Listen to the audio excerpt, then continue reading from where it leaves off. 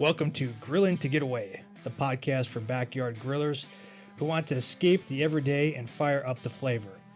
Whether you're a seasoned pitmaster or just learning your way around the grill, we're here to share tips, tricks, and recipes that will make your next BBQ unforgettable.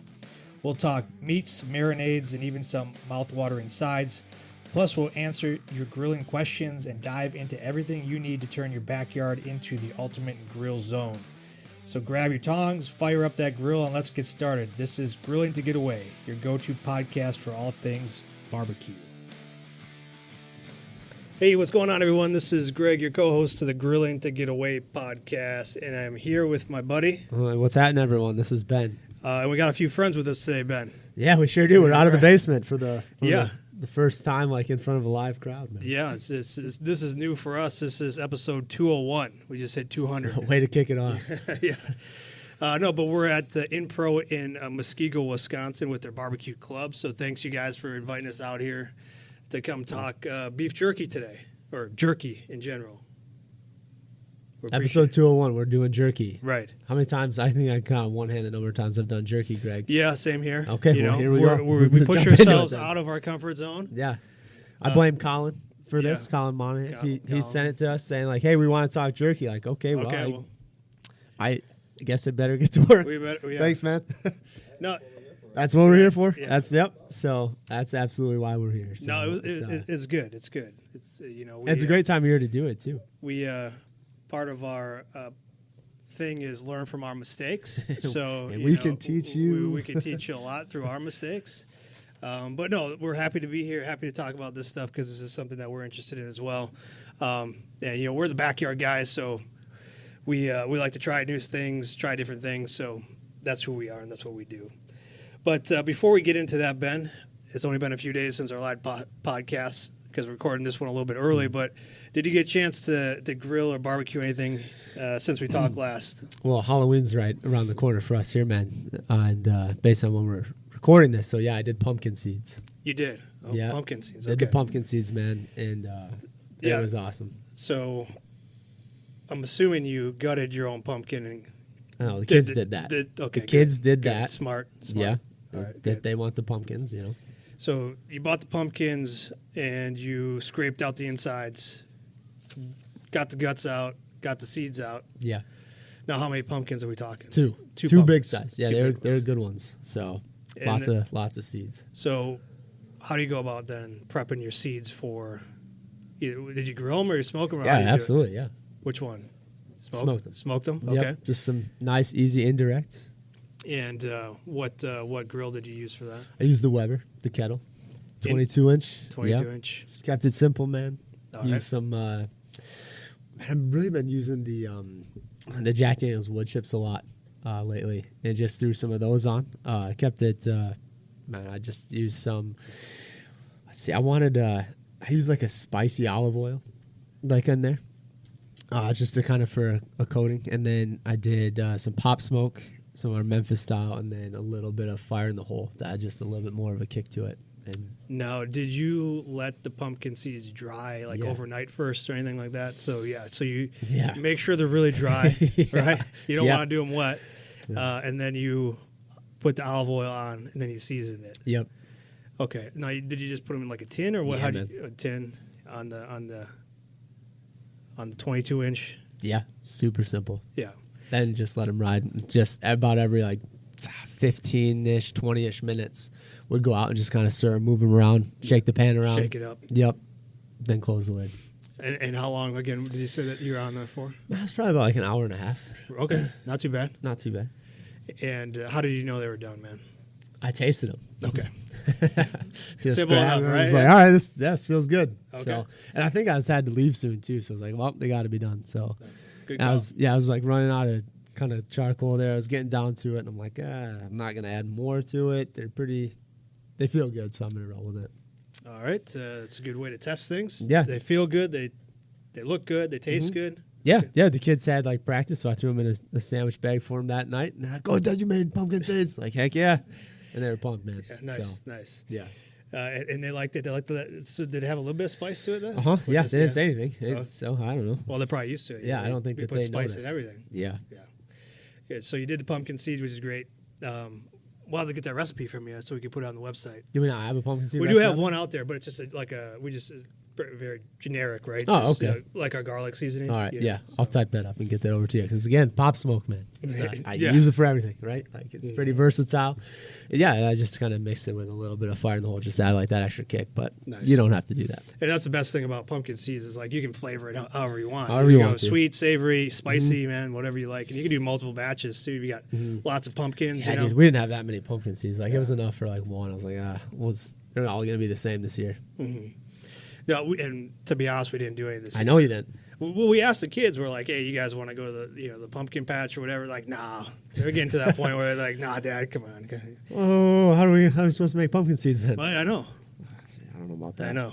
So yeah, it's end of an era, I guess. But there's still time. Maybe just when they go on sale. Yeah. Wait a few more days, and we should be good. Smart. Yeah.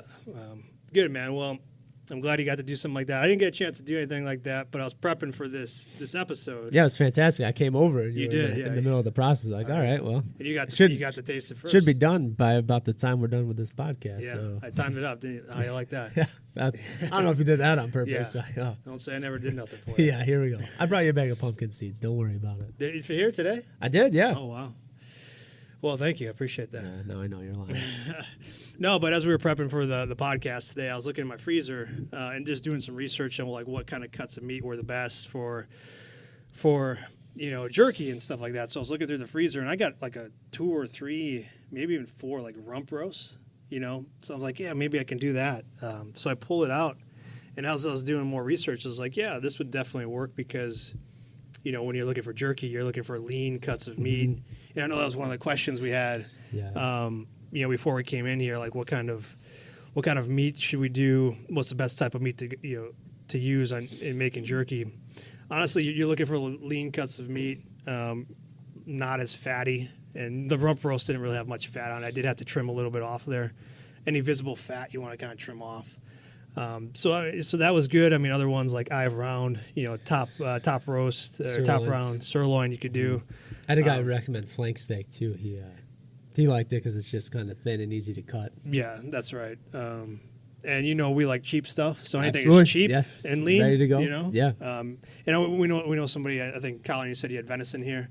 That's perfect for that. I saw some other recipes that call for like bison, very lean moose, very lean cuts of meat. So yeah, any type of meat that's really lean, and I did see like if people are using like ground beef or whatever for whatever reason, like they're maybe using like a jerky gun, stuffing it in there. You're looking anything 90-10, something low fat would be ideal for it. Mm-hmm. So, and the whole reason for that, at least from my research, is that to make sure it lasts longer. If you have a lot of fat in there, it's going to spoil easier. So that's why you want to trim and you want to get lean cuts of meat. Mm-hmm. But I had one of those bad boys. It was about 2.5 pounds, which is perfect. So I was like, hey, let's try this thing out. Did you do the whole thing? I did, man. Nice. Did, yeah. I'm very fortunate where I have 2, because I did these inside. I did them in the oven. This was the first time I was trying out this recipe, so I was like, let's eliminate all the variables and just go with kind of a steady, slow, low dehydration process. So I did it in the oven. Because you don't have a dehydrator. I don't. And a lot of recipes call for that. Yeah, some of them do, yeah. So I did. I used my oven. And I just found a simple do-it-yourself like jerky recipe. So it's funny, man. When I came over to your house, you were telling me about this recipe. I was like, dude, I think I found the same exact recipe. And it's really straightforward. It's really simple. It's funny too because when I got there, like you had the oven cracked open. Mm-hmm. Can you explain that? Yeah. So obviously with meat, when you're trying to dehydrate it, there's some moisture that's coming out. So I had like a wooden spoon, just cracking open the oven just a little bit so that moisture can escape. It helps kind of shorten the process a little bit and get that moisture out of there so the jerky can dehydrate. And I put them on a wire rack, so you have your racks in the oven, but I have kind of thinner wire racks that I put all the strips on, so a lot more airflow that way. Mm-hmm. Did you have a sheet pan underneath it? I didn't, man. So what I did was I lined the bottom of my oven with Like what, wax paper? no, not wax paper, aluminum foil. Sorry. Okay. But I was surprised though, like with that rump roast, like I was expecting a little bit of moisture dripping down, but there was maybe a few drops. So it wasn't that much moisture that it was like the bottom was all wet or anything like that. It was just a few drops, easy cleanup. But yeah, you could definitely put a pan underneath there in case you get more. But Okay. All right, man. So let's talk through this recipe. Yeah. So you start off. What temp were you rolling with in the oven? well, I'll start off with kind of the prep. So I pulled it out of the freezer a few days early. I let it defrost in the fridge, but I wanted it to be a little bit cold. I wanted it to be like a semi, not all the way frozen, but maybe like 25% still a little bit frozen so I can cut it easier into those thin slices. And get more of like the same size pieces. Same size, yeah. So because if it's defrosted, then it's all it's jiggly and it's hard to cut. So one of the tips that we have if like you're cutting your own jerky with a knife or whatever is leave it a little bit frozen still, and then chill your knife and maybe even your cutting board. So because as you're cutting and it's on the cutting board, it's like room temperature, so it's gonna maybe defrost it a little bit more. So chill it for a few minutes before you actually start slicing. So chill the knife and the cutting board. But I was looking for they say like nickel slices, like the size of a nickel. You know what I mean? Like the width of a nickel, like slices of. It's pretty thin. Yeah, and then all the other ones, all the recipes I was looking at were like a quarter inch. Okay. So I did some, like the ones I brought here were like the nickel thin slice, and they dehydrated down quite a bit. But I did ones a little bit thicker that are at home, that are kind of more like nuggets. You could say like you could cut them up into like nugget pieces, which is fine for the boys, right? So, yeah, they crush that. Yeah, but that was the first thing I did was like I sliced them up nice. Again, you want to cut against the grain, right? So when you get that nice pull when we're biting into it. But this was a really simple recipe, and that's kind of what I wanted to try with it first. Nothing over the top. It was soy sauce based, really. A couple tablespoons of Worcestershire sauce, some brown sugar, salt, garlic powder, onion powder. I didn't have smoked paprika, so I went with sweet and then just black pepper. They called for meat tenderizer, but I didn't have any meat tenderizer, so I just rolled with what I had. So that was a marinade essentially. So I put it all in a bag, and then I mixed it all together and I let it marinate overnight. So I think that was kind of one of the questions too, is like how long should we marinate them? Everything I've seen and read is at least 4 to 6 hours, because you want that flavor to permeate the meat. But mine was overnight. It was probably about 18 hours. Okay. You could go up to maybe 36. So that's interesting, man. So I did one when Colin had reached out originally, and I had like a day real quick to do it. And I picked up a cure online. Nice. Yeah. And we're going to talk about that too. We're going to talk about that. So like I wanted to just mention that too. Like I tested this out and I wanted to see kind of the difference, I guess. The difference. So you did one cured and one not cured? No, I did the full cure. And then I tested yours. You tried mine. Okay. All right. Just to kind of see so we could compare. So you didn't tell me this ahead of time. I didn't tell you this, no. Yeah. So you're sandbagging me. Well. You didn't tell me you did some jerky before my jerky, so like here I am, like, oh, look at this. There's some jerky. Yeah. And you already did a batch. Yeah. Didn't bring any to share. We'll talk about this okay. later. Oh, here we go. Okay. All right. Yeah, go ahead.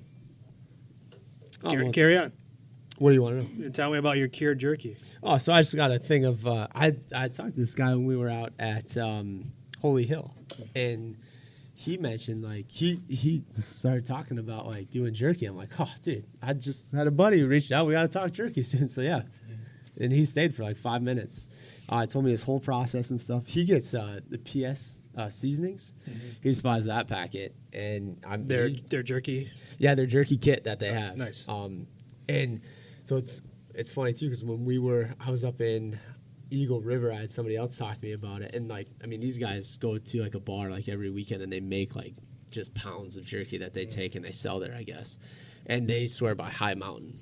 So the jerky, the jerky cure, like the kit too. High Mountain. Yep. Okay. So I grabbed a packet of that. The High Mountain. Where'd you find that at? Just on Amazon. Amazon. Okay. Yeah. Yep. So, and it, like, the packet that I got cures up to 10 pounds of meat. And it's got the cure in it. I got a pepper garlic. So just basic kind of. very standard. Yeah. Like very standard jerky. And like it comes with a whole pamphlet inside, man. Like it makes it really, really easy. Yeah. It's like, all right, well, that's how we like it. Real exactly. easy. Yeah. Tell me what to do, please. So it tells you kind of a breakdown, like, how much cure to use versus, and how much of the seasoning to pop on there. Based on weight, it gives kind of some examples of like cuts to use. It has like oven options, has smoking options. Like it really just it makes it super, super simple. So if you're just kind of starting out and stuff, I mean, that's to me like I was like, all right, well, this makes it really, really easy. And the guy that I talked to, he said he gets like just kind of some round steaks from Costco. He buys like the big pack, and then he'll just do like a couple at a time, like a pound or two at a time, and then he says he throws them on his smoker and just 175 for 4 hours, and then he pulls them. Wow. Yeah, that's literally all he said. Yeah. Yep. And so I was like, all right. So I kind of did the same thing. Because 175 is a little bit higher than what I've seen. Like I've seen like 140. I've seen 150. It's funny you say that because in the kit it says go at 200 for like 2 hours. Ooh, okay. So I was like, I don't want to do that. All right. So I went 175 for 4. Nice. Yeah. So it obviously cuts down the time a little bit then. So, and it makes sense, right? Yeah. Yeah. But what do you risk? If you're going at a high temperature. I mean, it was very much like, don't over smoke it, right, don't overcook it. Yeah. I was like, well, I've done that. Yeah, plenty right. of times. Yeah. Like, thanks. That's helpful. Thanks for the tip. Yeah. All right. So you did the cure. Yep. Okay. I felt like the cure had seemed a lot saltier than kind of yours. Honestly, what it made me think of was like the stuff that my dad gets like back in northern Michigan, like when he gets a deer and like takes it to a place and gets it processed, gets like the sticks and stuff for it. That's really what it like kind of made me think of. Yeah, I mean, some of the things, again, as we were doing research for this, people say like for the cured, they have the nitrates, the nitrites in there. So, it's not all natural. There's people have their preferences of what they like, what they don't like. So, I just wanted to test it out. Yeah, just kind of play. Because I think that's a great point because, like, when I gave my wife Becky one of the pieces of jerky, she's like, "Wow, it tastes like beef." Because like a lot of the jerky maybe you get at the store or something doesn't necessarily maybe taste like beef, right? So just one point to get again, like it's good to try different things out to see what you like. So yeah, and I didn't feel like I necessarily like needed the cure, and if I were to do it again, I'd probably like tone back like how much cure I guess I put in. Sure. Yeah, and again, like the cured, it helps with longer shelf life. Kind of drying it out a little bit during the cook. And it's good for beginners because it gives you a little bit more room for error. So if something happens, like you're okay with it. Like the jerky I made in the oven, I didn't use a cure. I got to watch it, to make sure. I just made it the other day, so it's not bad. It's not going to go bad, but they say like a week really. So you got a short, shelf life time. So you got to make sure that you're, keeping an eye on it if you're not going to be eating it all right away. But yeah, so I marinated it overnight, and then I set my ovens only go down to 150, so I set it at 150. What does the recipe call for to take it down to? It says 145, so not too bad.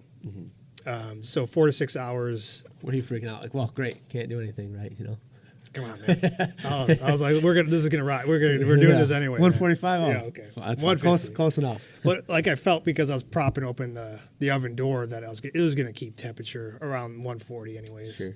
So 4 to 6 hours. Mine was about 4 hours when you came over and we took it out. But this was the interesting piece of this recipe. It called like after you dehydrate it for 4 to 6 hours, then you crank the heat up to 275, and then you put it back in for 10 minutes on like a baking sheet. So that's what I did. Like I followed the recipe. Kind of almost crisp it up a touch. Yeah, I felt it. Maybe it did crisp it up a little bit. And that's where too. Maybe if you are looking for like a specific, like maybe a bark on there too. Right. You could do that. Pull it off the smoker and bring it in, and just kind of just with kind of a little bit of the higher heat and on that baking sheet. Yeah. Burn up the.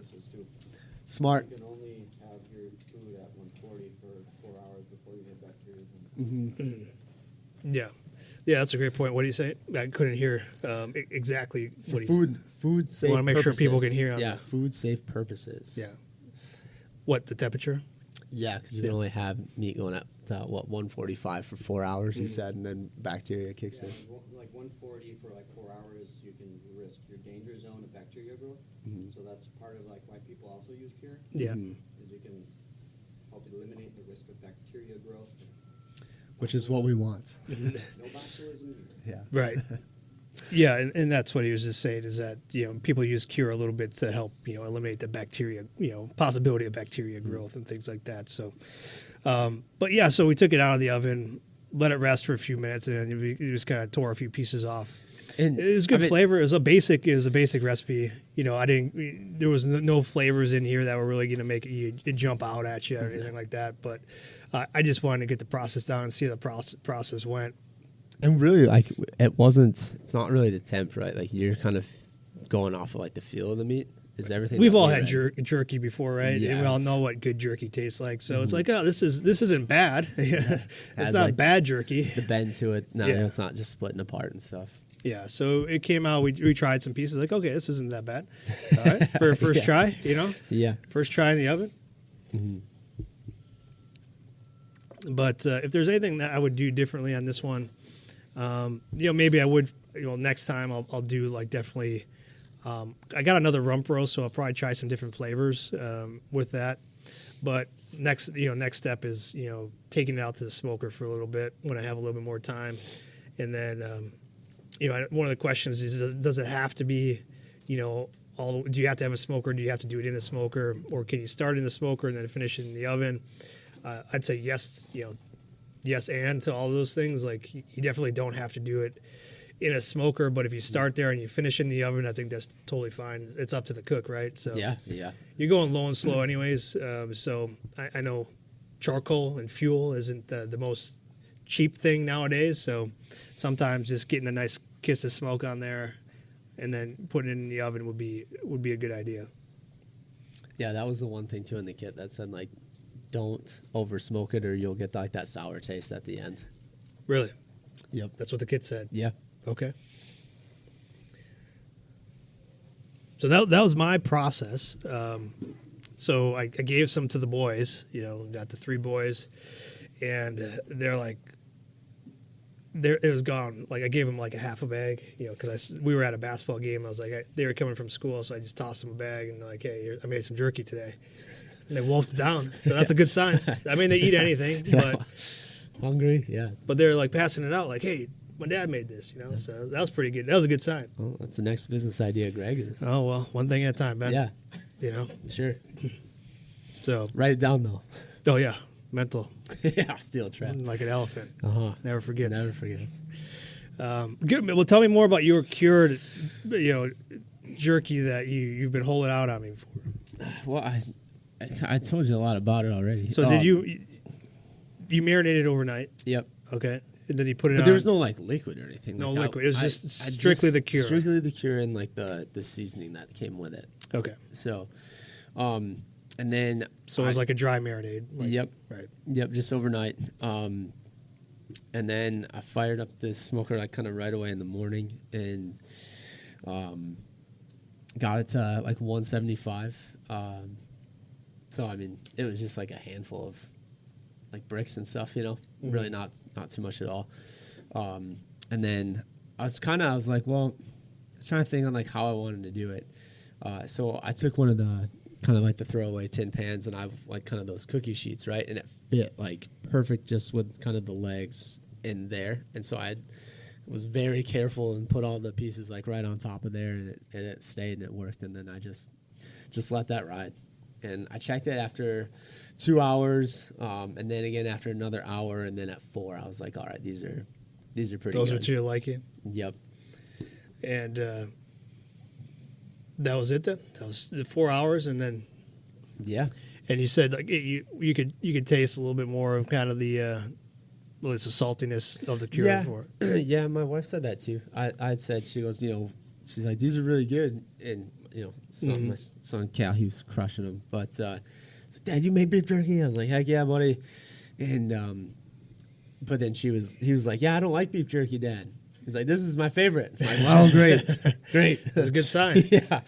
And it's like, well, since when don't you like beef jerky? Right. Really? But yeah, and then but then I said too, like, yeah, I feel like it's kind of salty. And she was like, yeah, maybe a touch. And Was there any way you could use, like, you overdid the cure? Like, oh yeah, did you measure it out? Well, yeah, so it was based on, it was like, 1 pound of meat, 2 pounds of meat, 3 pounds, and like it kind of went up. It's about like, I think the recipes like kind of went up to about 4 or 5 pounds. And like I said, it makes up to 10 pounds of meat. So, now, did you actually measure out your meat? I did, Or man. did you eyeball I it? weighed it. I weighed it and Wow. everything. Ooh. Yeah. So, All right, here we go. but then, numbers are hard. Yeah. So going from kind of that specific weight to like making sure the cure and everything kind of worked, that's where I eyeballed things and kind of did some mental math, and it's how it came out. Did you rinse the cure off before you left it? No. So like in the thing, it says like you kind of do both. Like they didn't say to rinse it off. It just said, you take. So I'm sorry. The question was if I rinse the cure off before I put the seasoning on, but it literally just like, it's like a teaspoon of the cure and teaspoon and a half of the rub or the seasoning and stuff. So I threw them both in the bag and just shook the meat all up and stuff. Threw it back in the fridge, and then kind of in the morning when I got up, I flipped it so it could just kind of rotate around a little bit and stuff. And then I just ran with it. Have you read where it says to? No, it's just like doing turkey brines and stuff. Right. Yeah. And so I mean, I guess you could. It didn't say anywhere in there to do that, I guess. So no. So I was like, all right, well, I'm just gonna run with this and not rinse it, because I kind of thought like the same thing too. Like, I've never. Have you ever really just gotten a cure for really anything else before? I don't think I've ever really gotten a cure. And I mean, we've done the brines, and that like for the turkey, like you're talking about, like absolutely, yeah, I do rinse. I rinse that off after I brine it and stuff. No. This is more similar to like a sausage cure. Yeah, So yeah. It doesn't rinse off. It's supposed to penetrate all the way. And getting in the meat and stuff. So, yeah. So. Now, did you find that you had a pool of like liquid or anything on top of the meat when you pulled it out? And after the cure, yeah. No. Okay. That was one thing, like this recipe called, like, if you did have like any fat pockets inside like the meat, as you're dehydrating it, like you just had to check on it, make sure like that stuff didn't pool on top. So you just like grab a paper towel and dab it off or anything like that. No, like I said, I mean, it pretty much helped suck all the liquid out and stuff. Sure. I mean, it helped with that dehydration process and stuff. Yeah. And I had read too, it's kind of along the same concept, man, of like you putting leaving like the oven open like a crack and stuff. Right. If you don't have like a dehydrator or stuff, I've read same thing, like doing it with like the smoker and stuff. I closed the lid. It was really cold when I was doing it. I was like, well, I'm just gonna try this out and just see what happens. It did. Well, I mean, when you're using the grill, I mean, you have the vents, right? So you have kind of natural. And I had them like I was using the Huntsman from Spider Grills. Oh, you were okay. So it would kind of stay right at that like 175 mark and use like the venom to puff up the air to keep it there. So like the bottom grate's completely closed. The top grate is only cracked like quarter of the way since you're staying so low, and it just sat the whole time. Nice, man. Mm-hmm. I'll have to try some if you haven't left. Yeah. Compare. Well, so I did what this guy said, and I got the round steak from Costco, and I'm like cutting it up and stuff, and I'm sitting there thinking like, man, this is a lot of meat to put on like this one tin pan. So like I saved a bunch too. That's a good idea. Like start small. Mm-hmm. Now, well, like, I didn't know what this cure was gonna be like, and I've never used High Mountain. Had good reviews and stuff. I have nothing bad to say about PS seasonings. I just grabbed High Mountain and stuff instead. Because the guy that I talked to about the PS seasonings, he was like, well, I want something like spicier when he was with us, and he got Fire in the Hole to try out. So, I was like, all right, cool, man. So, but that's why I went High Mountain. and I didn't want to do like a whole Yeah, that's smart. a whole Yeah, thing you and wanna, just you know, like dive into it. I was like, right. well, we'll just kind of test this one That's out. a grill tip from Yeah. Ben. You know, start So- small. Don't use I the mean- whole cut of meat if Yeah. you're just trying something new. Yeah, so save some for later. Yeah, for the next batch. Mm-hmm. Nice.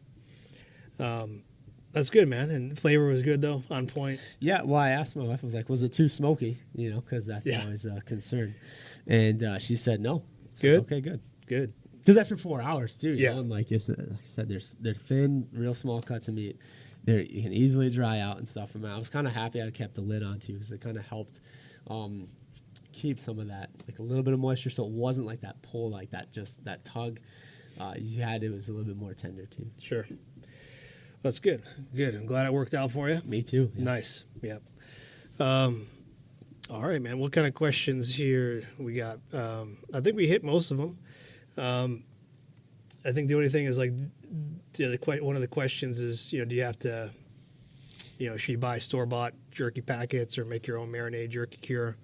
You could go with either or. I think for Yeah. beginning, it's easier to buy something, just try it out. But then as you get going, start playing, making your own stuff. There's a ton of cool recipes out there, too. And, I mean, you can kind of, you know, we do talk to a lot of people who like the garlic, who like a spicy garlic, who want the spicy, who want, you know, just different flavors and stuff in there. So you can kind of, again, follow a recipe a bit, but then make it your own too. Yeah, yeah, and that's what we like to do, man. We like to go off of somebody's template that they've made and then kind of get creative with it. Yeah. With our own, like what styles and what flavors that we like. So I'd gotten a book too before. My dad had got me this for Christmas, but it's called the Jerky Bible, and Nice. it's how to dry, cure, and preserve beef, venison, fish, and fowl. And it's by Kate Fiducia. Oh, okay. Yeah, so she's got a ton of tips, tricks, recipes, and stuff in here, all based on, you know, kind of doing it in the oven, doing it, you know, in a smoker, doing it in an electric smoker. I mean, I think that there's a section in here like doing it in the microwave too. So, Oh, really? yeah. Dang. I didn't. I don't know if I'm gonna do that. Yeah, I didn't dive too far into that one. I was Who like, knows? I'm not sure. Who knows? But when you're a jam, Right, you have yeah. options, Greg. Yeah, I guess. Yeah, and she's got a ton of recipes too. There's even stuff in the back too for making jerky for like your dog, Greg. So I'll make sure and send those to you. Oh, great. Thank you. You're welcome. So So you know what's funny is, let's see if I still got the email from this guy. There's a new company out there that they make dehydration kits for like your cooler, so like your igloo coolers or whatever like that. So they have like this prototype where you place one end in, you place one end out, and then you place your meat inside the cooler. And you close it, and it acts like this device acts like a dehydrator. So you don't have to buy a smoker. You don't have to use have to use buy your- it. You have a cooler, and I'll have to find this, but he was asking if like we wanted to test one out. You know what I mean? Yeah. It just looked a little too much. I was like, it's, you know, but maybe we'll reach out to him and Yeah. see. But it was interesting, definitely interesting. And I'll link all that stuff to you, like as part of this podcast, like the book, that company, this recipe. Like I'll put it all in the show notes so if people are interested in looking at it. And once I find it, you can go and check it out.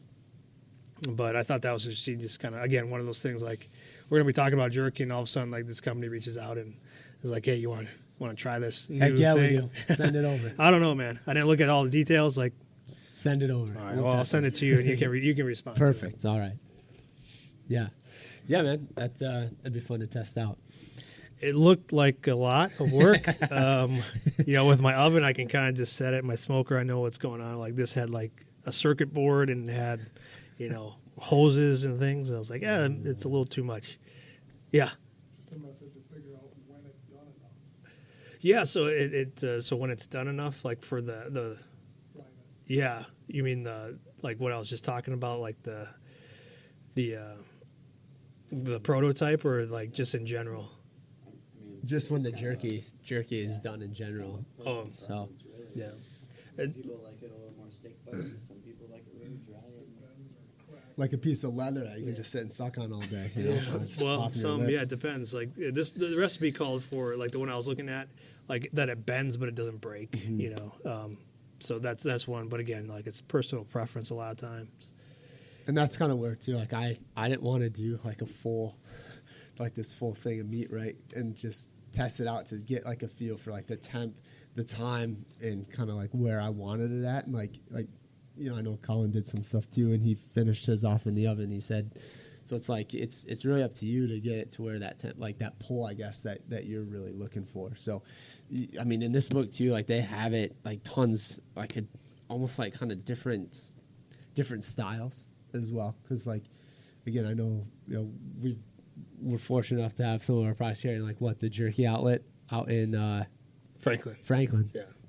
And like those guys would walk around with like scissors in their pocket and like cut it, and like, I mean, it's literally like a piece of leather that they're cutting, and like you sample it. Yeah. So it just really depends. I know like what Costco has, like that bag of like the jerky strips, and it's like the steak bites, and they're super tender, and it's a lot different. Obviously, I'm sure what they're doing, this is doing it on like the smoker yourself, but you can get that, like just kind of go like a little bit thicker, or doing your meat cutting it a certain way, or like Greg did his like that nickel thin and stuff. Like if you, the thinner you go, obviously it's going to be, you're probably going to get more of like that kind of leather, like that chew and that bite to it.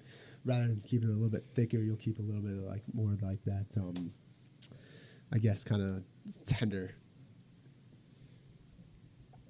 Mm-hmm. Yes. I was just telling the guys my favorite road trip snack is turkey jerky. Nice, yeah. Have you guys ever made turkey jerky, or what would you recommend? Well, I've overdone my turkey for Thanksgiving, so it's like jerky sometimes. But no, actually, no, I've never made like actual like turkey jerky. Okay. Yeah. Have you?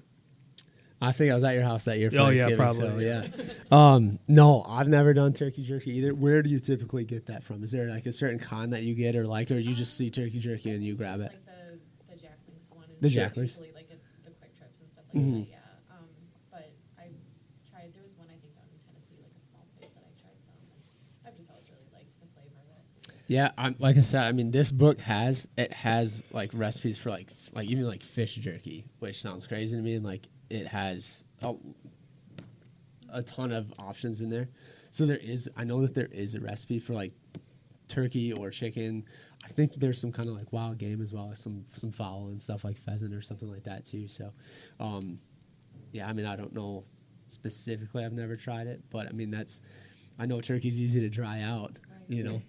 It's something to try, you know. Yeah. Get a nice turkey breast, you know. See Yeah. something like that. Try it out. But well, Ben, like we're gonna wrap up the podcast. We're gonna stick around and answer more questions though. But before we jump off here, you got any plans for the weekend or anything for grilling or smoking? I have nothing planned. Nothing planned right now. We'll see. We're winding down, and I have like Saturday afternoon and Sunday afternoon kind of open. Oh, so it's like, here we go.